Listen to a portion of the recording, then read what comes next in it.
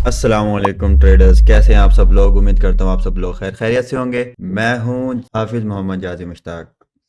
तो जैसे कि हम लोग बात कर रहे थे कि कैंडल कितनी टाइप्स की होती हैं या सीआरटीज कितनी टाइप की बनती हैं, तो उसके हवाले से हम लोग बात करते हैं। हमने last time three candles pattern हमने स्टडी किया था। मैंने उसके साथ टू कैंडल्स पैटर्न बताया था, लेकिन उसकी मैंने एग्जीक्यूशंस या उस तरीके से कैसे सेकंड कैंडल में एंट्री करते हैं वो मैंने नहीं बताया था, क्योंकि सेकंड कैंडल में एंट्री करना थोड़ा सा ट्रिकी है। तो वो मैं आपको इसके बाद वाली वीडियो में बताऊंगा। आज मैं जो आप लोगों को बताने वाला हूँ वो है थर्ड पैटर्न, जो कि हमारा था इनसाइड बार। ठीक है, तो आज हम बात करेंगे इनसाइड बार की, कि इनसाइड बार को हम किस तरीके से लेकर चल सकते हैं। तो इनसाइड बार में क्या होता है, हमारे पास इनसाइड बार में हमारे पास एक कैंडल क्रिएट होती है। ठीक है, उस कैंडल का हमारे पास एक रेंज बनती है। उस कैंडल की रेंज का हमारे पास एक हाई होता है। ठीक है, जैसे कि ये हाई है हमारे पास, और उसके बाद एक लो होता है। ठीक है, एक हाई और एक लो। सेकंड कैंडल क्रिएट होती है, लेकिन वो ना हाई मैनिपुलेट करती है और ना ही लो मैनिपुलेट करती है। उसके बाद क्या होता है, जो इनसाइड बार के अंदर न्यू कैंडल क्रिएट हुई है उसका एक लो क्रिएट हुआ, एक हाई क्रिएट हुआ। ठीक है, और उसके बाद कैंडल ने क्या किया, लो स्वीप करके रेंज के अंदर closing they the. That means पहले कैंडल क्या करेगी, हाई मैनिपुलेट करेगी, उसके बाद क्या करेगी, सेल ऑफ जाएगी। तो अब इस सीआरटी के अकॉर्डिंग हमारे टारगेट्स क्या हैं, हाई। तो इस तरीके से हमें यह पता चल जाता है कि हमने बाइंग देखनी है या सेलिंग देखनी है। तो इस तरीके से हम सीआरटी को क्या करते हैं, एनालाइज करते हैं कि हमने पहले बाय देखना है या सेल देखना है। और जो हमारी एक्सटर्नल रेंज है, ये कौन सी रेंज है, हमारी एक्सटर्नल रेंज। कि ये जो एक्सटर्नल रेंज है, पहले इसका हाई मैनिपुलेट होगा या लो मैनिपुलेट होगा। तो अब इसके अंदर भी मजीद कंफर्मेशन होते हैं, जैसे कि मैंने अभी बताया कि सेकंड कैंडल पर एंट्री लेना थोड़ा सा ट्रिकी है। अब थर्ड कैंडल यहाँ क्लोज हो चुकी है, अब आप मतलब थर्ड कैंडल यहाँ पे अंदर क्लोज हो चुकी है। अब फोर्थ कैंडल जो स्टार्ट होगी, अगर देखा जाए इन थ्री कैंडल्स पैटर्न का क्लासिक सीआरटी की अगर हम बात करें, तो ये यहाँ क्लोज हुई है। तो अब थर्ड कैंडल कितना ही डाउन आ जाएगी अगर उसके टारगेट्स हाई के हैं, तो क्योंकि सीआरटी के अकॉर्डिंग ये वाला CRH high candle range high आपका टारगेट है। तो थर्ड कैंडल कितना ही नीचे आ जाएगी और उसके बाद यहां तक नीचे आएगी, फिर आप टारगेट कहां देखोगे, तो यहां से फिर सेल ऑफ देखना। तो सेकंड कैंडल में एंट्री देखना थोड़ा सा ट्रिकी होता है। तो अब ये हमारे पास जब कैंडल क्रिएट हुई, तो इसने क्या किया, कैंडल रेंज हाई, दोनों हाई मैनिपुलेट किए और रेंज के अंदर क्लोजिंग दी। अब मैं होता तो मैं इन लेवल से कहीं पे एंट्री ले चुका होता। अब आप लोगों ने क्या देखना है, जो ये वाली कैंडल है जो रेंज के अंदर क्लोज हुई है, वो क्या कर रही है, उसने क्या बनाया, open, then low, then high and then close. तो क्लोजिंग पॉइंट देखना है, क्या वो इस एक्सटर्नल रेंज के अंदर है। बेशक इंटरनल सीआरटी के रेंज के बाहर ही होता, मसला नहीं था, लेकिन हमें एक्सटर्नल रेंज के अंदर चाहिए। हाँ, समटाइम ऐसा होता है कि अगर तो कैंडल क्लोज हुई है बिटवीन दीज टू हाइज, यानी कि एक ये वाला इंटरनल कैंडल रेंज हाई और एक्सटर्नल कैंडल रेंज हाई के मिड में, तो पॉसिबल है जो नेक्स्ट कैंडल है वो इसका हाई मैनिपुलेट कर सकती है, या फिर हमें यहां पर क्या मिल सकती है, एक एसएमटी। ठीक है, तो ये चीजें बड़ी इंपॉर्टेंट होती है। तो अब हम यहां से एक्सपेक्ट कर सकते हैं कि अब मार्केट क्या करेगी, सेल की तरफ जाएगी और हमारे टारगेट क्या होंगे, कैंडल रेंज लो। ठीक है, उसके फौरन बाद क्या हुआ है, कैंडल ने एक हाई क्रिएट किया एंड देन सेल। ये आप कह सकते हो कि ये OT level entry and then sell off. यहां से हमें इंडिकेशन होती है एसएमआर की। अब एसएमआर क्या है, स्मार्ट मनी रिवर्सल। तो ये एक इंडिकेशन होती है एसएमआर की, और ये आपके पास एक बाइंग मॉडल हो गया एमएमएक्सएम का, एंड देन सेल ऑफ हो गया किसका, एमएमएक्सएम का। तो इस तरीके से आप इसको प्ले आउट कर सकते हो, और ये हमारी सीआरटी कंप्लीट हो गई, सेल एंट्री। और हाँ, एक और चीज, ये जो विक होती है ना आपकी, ये जो विक है, कोशिश किया करें इस विक का 50% तक मार्केट को रिट्रेस करने दे, अगर आप इस कैंडल से एंटर नहीं हुए हैं तो। ठीक है, अगर आप, मैं रिपीट करता हूं, अगर आप सेकंड कैंडल, सॉरी, इस कैंडल से एंटर नहीं हुए और आप इस कैंडल का वेट कर रहे थे, या इस कैंडल का रेंज के अंदर क्लोज होने का वेट कर रहे थे, तो वेरी नेक्स्ट कैंडल, डिस्ट्रीब्यूशन वाली जो कैंडल होगी, डिस्ट्रीब्यूटिव कैंडल जो होगी आपकी, उस कैंडल को 50% या प्रीवियस कैंडल की विक का consequent encroachment, upper quadrant, lower quadrant, ये 3 लेवल्स हैं, इनमें से किसी एक में पहले टैब होने दिया करें, या फिर इन्हीं 3 लेवल्स के ऊपर आप अपने नैरेटिव्स देखें। कहीं आपको इन्वर्जन मिल सकती है, फिर वैल्यू गैप मिल सकता है, या आपको ब्रेकर ब्लॉक मिल सकता है। M1 में जाएंगे तो आपको पॉसिबल है ब्रेकर मिल जाए, M5 में आएंगे तो पॉसिबिलिटीज हैं आपको क्या मिल सकती है, M5 के अंदर आपको CB मिल सकती है, इन्वर्जन मिल सकती है, M1 में भी इन्वर्जन मिल सकती है, ब्रेकर भी अलाइन हो सकता है, M15 पे आपको यहाँ पे CISD मिल सकती है, चेंज इन स्टेट मिल सकती है, M5 के ऊपर भी आपको यहाँ पे चेंज इन स्टेट मिल सकती है। तो उन सब चीजों को अलाइन करके इनके अकॉर्डिंग फिर आप सेल ऑफ देख सकते हैं, और ये कैंडल रेंज लो टारगेट होगा।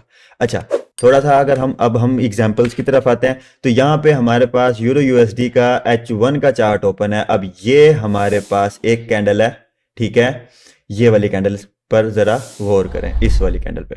तो कैंडल रेंज लो बना, देन कैंडल रेंज हाई। अभी इस कैंडल से आगे आप भूल जाओ कि आपके सामने कुछ है, ठीक है, जस्ट इसके ऊपर फोकस करो, ठीक है। सेकेंड कैंडल रेंज के अंदर ना उसने लो मैनिपुलेट किया ना उसने हाई मैनिपुलेट किया, देन उसके बाद इस कैंडल ने क्या बनाई, internal range, candle range low, candle range high. Third candle ने क्या किया, candle range low, internal candle range low और एक्सटर्नल कैंडल रेंज लो, दोनों को क्या किया, मैनिपुलेट किया, और रेंज के अंदर उसने क्लोजिंग दी है। अब इमेजिन यहां से कहीं से आप एंटर होते तो आर क्या होते, और अगर आपने इस कैंडल की क्लोजिंग का वेट किया एंड देन इस कैंडल के ओपनिंग का वेट करके इस लेवल से आप अगर बाइंग देखते तो क्या आर मिलते। और अगर आप गौर करें तो इसका भी कॉन्सिक्वेंट इंक्रोचमेंट अगर निकाले तो ये 50% इसने टैप किया हुआ है, और अगर यहां तक देखें तो इसने लोअर क्वाड्रेंट टैप किया हुआ है, लेकिन इसने ये लो प्रोटेक्टेड छोड़ा हुआ है। क्यों? क्योंकि यही लो वो था कि ये मैनिपुलेट नहीं होना था, क्योंकि हमारे पास टारगेट्स क्या थे, अपसाइड के, और वैसे भी हम लोग इनसाइड बार पढ़ रहे हैं, तो उस बेस में उसके अकॉर्डिंग यही चीज बन रही है कि हमने क्या देखना, ये लो हमारा प्रोटेक्टेड नहीं होना चाहिए। हम एंटर कहीं से भी हुए हैं, हमारा एसएल यही लो बनता है, ठीक है। तो कैंडल रेंज हाई, टारगेट बन गए, ठीक है। इसको थोड़ा सा मजीद डीप जाते हैं, और अब ये M15 के ऊपर अगर हम लोग आए, अच्छा यहां पे हमारे पास क्या बना हुआ है, यहां पर भी हमारे पास एक और रेंज क्रिएटेड है। कैसे? Candle range low, candle range high, तो कैंडल रेंज लो मैनिपुलेट हुआ and then after that candle range high, target hit. अब M15 के ऊपर अगर हम आए तो यहां पर भी एक CRT बन रही है। कैसे? ये आपके पास 15 मिनट की एक रेंज थी, इसका candle range low, micro high. अब सेकंड कैंडल जब रेंज के अंदर क्लोज हुई है, दैट मींस कि अब क्या हो सकता है, अब हमें एक रिवर्सल मिल सकता है, ठीक है। Same as it is, candle range low, candle range high, micro range low, micro range high, ये है M15 की कैंडल।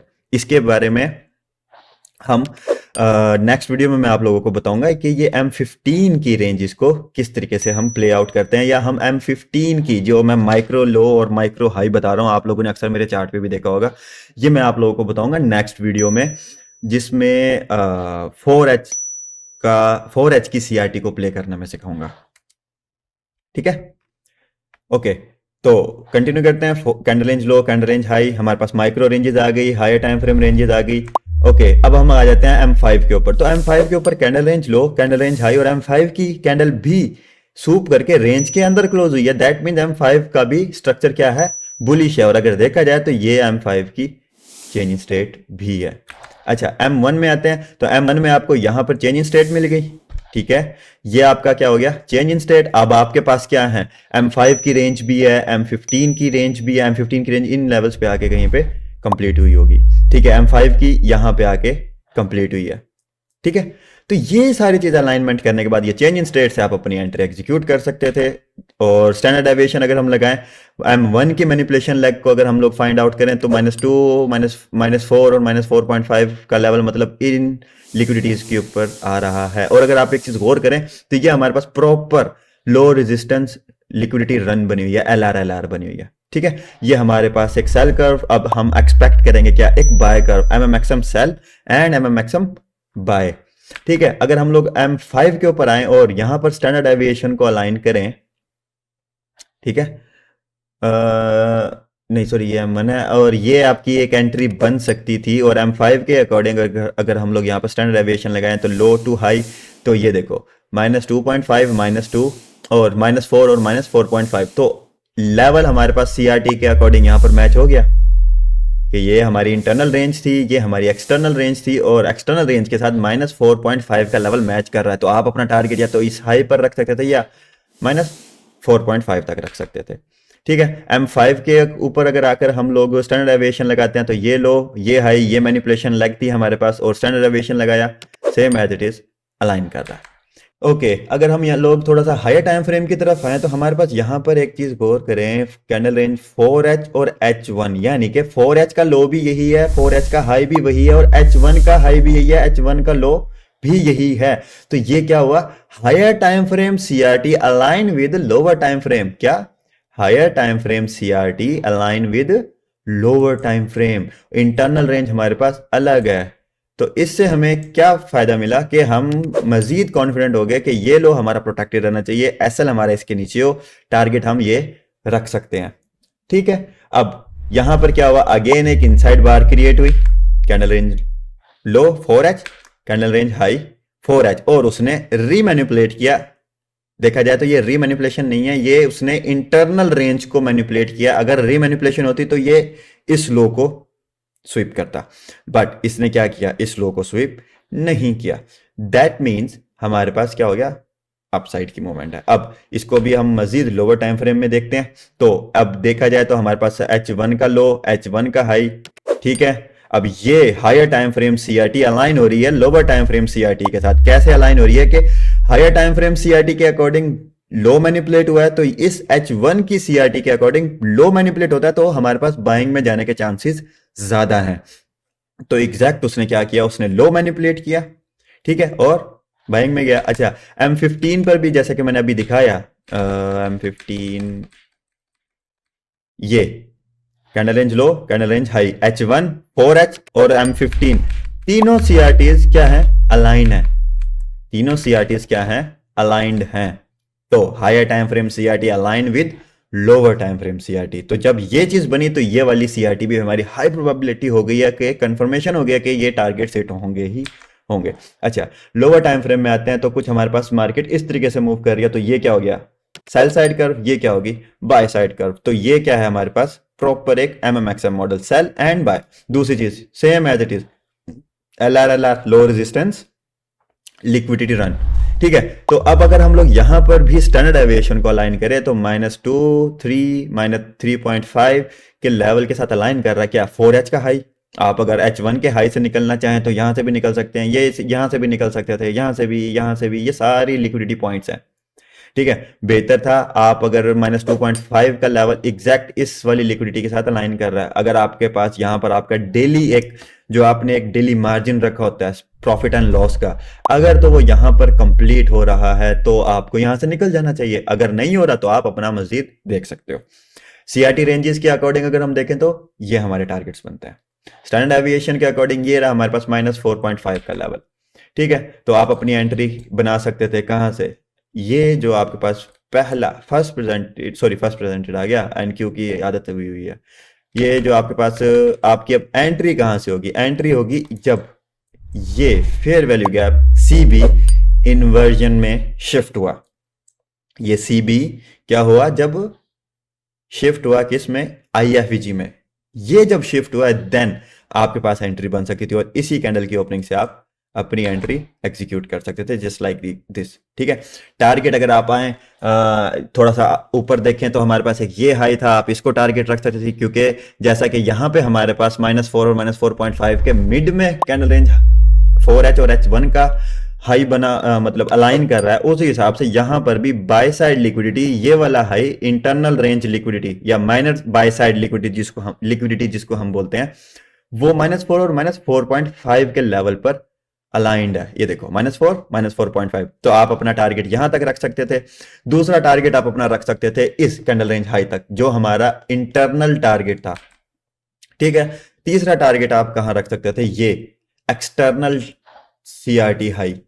ठीक है, यहां तक, या फिर आप सेम एज इट इज इसका जो -4.5 है उस तक का आप अपना टारगेट रख सकते थे। तो इस तरीके से हम अगर ये इस तरीके से हम लोग इनसाइड बार को प्ले आउट करते हैं। तो अब देखा जाए तो दोनों अगर इस ट्रेड को आपने ब्रेक इवन किया हुआ है और इस ट्रेड में आपने ध्यान नहीं दिया तो आपने ये ट्रेड मिस हो जाती और ये आपका ब्रेक इवन हिट करके फिर बाइंग में चला जाता। तो यहां आपको क्या होता है, फोमो हिट करता है। तो इन चीजों से बचना पड़ता है। ये सारी चीजें ऐसे ही चलती हैं। अब ये ये एक्सटर्नल एमएमएक्सएम मॉडल था, ये इंटरनल एमएमएक्सएम मॉडल था। ये हमारे पास सेल कर्व आई थी, ये हमारे पास बाय कर्व आई। इंटरनल भी हमारे पास एमएमएक्सएम बन गया और ये एक्सटर्नल और इंटरनल दोनों यहाँ पे कंप्लीट हो गए। अगर हम लोग गौर करें तो ये मेरी वो एंट्रीज हैं जो कि मतलब एक ट्रेडिशनल एंट्रीज होती हैं। जैसे कि मैं बता रहा होता हूँ कि यार ट्रेडिशनल एंट्रीज, मैं ट्रेडिशनल एंट्रीज नहीं लेता, मैं अपने हिसाब से एंट्रीज लेता हूँ। ट्रेडिशनल एंट्री यानी कि चेंज इन स्टेट हो जाए, इन्वर्जन हो जाए, कन्फर्मेशन हो जाए, उसके बाद एंट्रीज लो। तो ये मैंने वो एंट्रीज बताई हैं जो कन्फर्मेशन के बाद हैं, यानी कि चेंज इन स्टेट, इन्वर्जन, ये थोड़ी सी ज्यादा एडवांस थी। तो ये सिंपल एंट्रीज हैं, उसके बावजूद भी आर क्या है 10.5 और 20.63। और जिस तरीके से मैं एंट्री लेता हूं, मेरा तो छोटा सा मूव निकला था, मुझे 10 to 20 आरआर मुझे वहीं से मिल जाता है।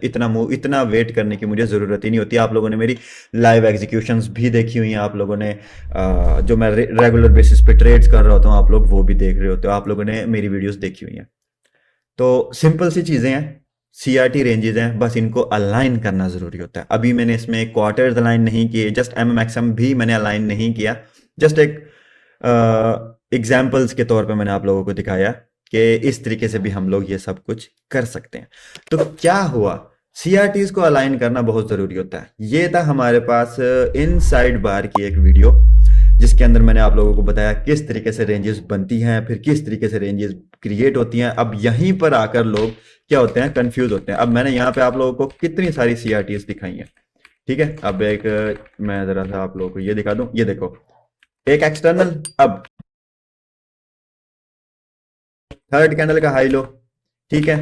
उसके बाद ये जो सारी चीजें हैं, अब इन चीजों को लोग माइंड में नहीं रखते, फिर उसके बाद बोलते हैं कि क्या सीआरटी फेल हो रही है, सीआरटी चल नहीं रही। अब मिसाल के तौर पे किसी ने इस कैंडल पे ट्रेड ली हो, कैंडल रेंज लो हंट हुआ, उसने टारगेट रखा हुआ कैंडल रेंज हाई, मार्केट ऊपर आई, टीपी हिट नहीं हुआ और मार्केट वापस चली गई। अब क्यों नहीं हिट हुई, वजह क्या थी यहां पे हिट ना होने की?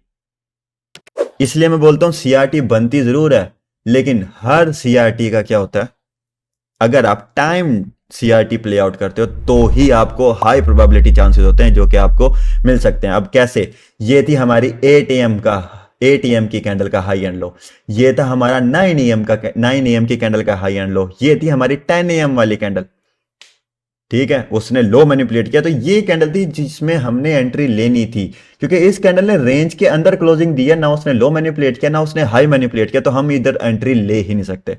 10 AM वाली कैंडल ने लो मैनिपुलेट किया एंड देन रेंज के अंदर क्लोजिंग दी।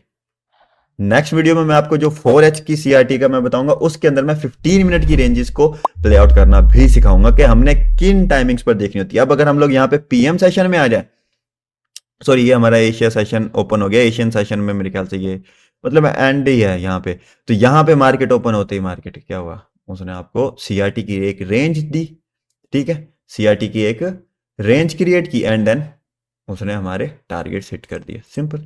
ये देखो, अब ये जो सारी चीजें हैं, ये अब अलाइन करना बहुत इंपॉर्टेंट होता है। लोगों को सीआरटीज अलाइन नहीं करनी आती, जिसकी वजह से वो क्या बोलते हैं कि सीआरटी काम नहीं करती।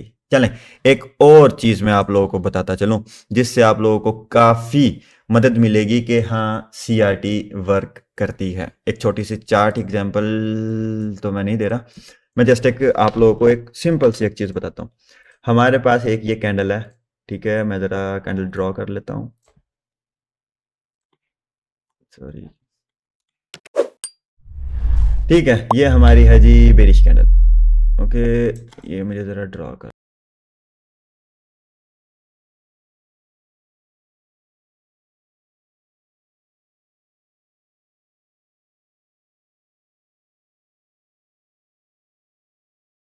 ये हो गई ड्रॉ। ये है हमारी क्या, एक बेरिश कैंडल, और मुझे एक बुलिश कैंडल भी चाहिए, ये हो गया। ठीक है, ये हमारी एक बुलिश कैंडल आ गई। इसका मैं थोड़ा सा हाइप ऊपर कर देता हूँ, सॉरी, और इसको यहाँ, और इसको हम कर लेते हैं यहाँ पे।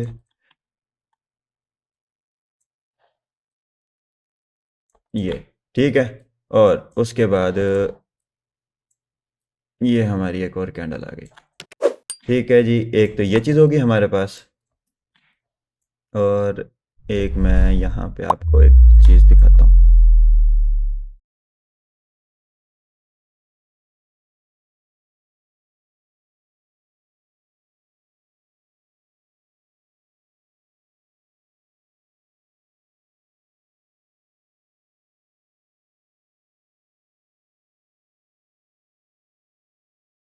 और एक हमारे पास एक ये आ गया, इसको हम थोड़ा सा यहाँ कर लेते हैं। ओके, तो ये हमारे पास क्या है, बाय साइड लिक्विडिटी। ठीक है, और ये हमारे पास क्या है, सपोज करो ये H1 की कैंडल है। ठीक है, सपोज करें ये H1 की कैंडल है, ये हमारे पास बाय साइड लिक्विडिटी आ गई, ये हमारे पास सेल साइड लिक्विडिटी आ गई। अब अगर एक और चीज पे हम फोकस करें ना, तो ये हमारा क्या है, स्विंग हाई। ये हमारा क्या है, स्विंग लो। ये हमारा क्या है, स्विंग हाई। ये हमारा क्या है, स्विंग लो। जिनको swing high and swing low का नहीं पता, बेसिकली वो ये होता है कि फर्स्ट कैंडल का हाई सेकंड कैंडल स्वीप करे और रेंज के अंदर क्लोजिंग दे, third candle first second candle का हाई मैनिपुलेट ना करे, बट वो सेकंड कैंडल का लो मैनिपुलेट जरूर करे और इन ही लेवल्स पे कहीं पे क्लोजिंग दे। तो ये हमारा एक वैलिड स्विंग हाई होता है। और स्विंग लो में क्या होता है, फर्स्ट कैंडल रेंज करे, सेकंड कैंडल मैनिपुलेट करके रेंज के अंदर, फर्स्ट कैंडल की रेंज के अंदर क्लोजिंग दे, और थर्ड कैंडल क्या करे, वो सेकंड कैंडल का हाई तक जाए या क्लोजिंग जहां भी दे, वट। ठीक है, तो ये होता है जी हमारे पास एक वैलिड स्विंग हाई और स्विंग लो। तो यार ये क्या है, candle range low, candle range high और सीआरटी। ठीक है, ये क्या है हमारे पास, candle range high, candle range low. अगर आप एक दिन में हाई प्रोबेबिलिटी चांसेस होते हैं जिसमें तकरीबन 4 से 5 दफा आपके पास swing high and swing low बन जाता है H1 के ऊपर, M15 के ऊपर भी कई दफा बन सकता है।